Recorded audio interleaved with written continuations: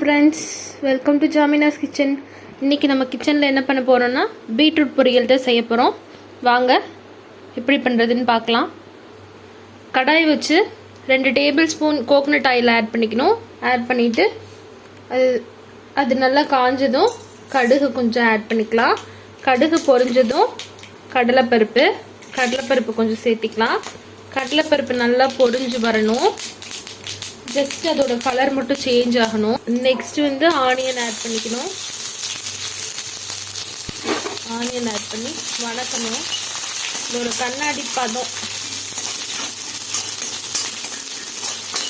கண்ணாடி பதம் வர வரைக்கும் வதக்கணும்.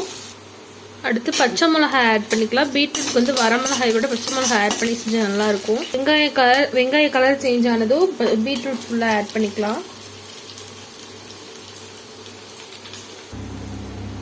தேவையான அளவு உப்பு போட்டுக்கலாம். உப்பு போட்டு நல்லா கிளறி விட்டுக்கலாம்.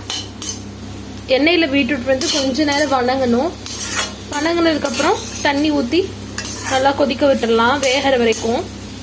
பீட்ரூட் வந்து முங்குற அளவுக்கு இல்லைன்னா ஓரளவுக்கு பாதி வந்து தண்ணி ஆட் பண்ணிக்கலாம். பீட்ரூட் ஃபுல்லாக முங்குற அளவுக்கு தண்ணி ஊற்றணும். அப்போ தான் நல்லா வேகும். பீட்ரூட் வந்து நல்லா வெந்து வந்ததும் தேங்காய் பூ போட்டு நல்லா வதக்கிடணும். ஒரே ஒரு முட்டை மட்டும் உடச்சி ஊற்றி கிளறுனா டேஸ்ட் நல்லா வரும். எவ்வளோ பொரியல் காய் இருக்கோ அதுக்கு தகுந்த மாதிரி முட்டை வந்து ஆட் பண்ணிக்கலாம்.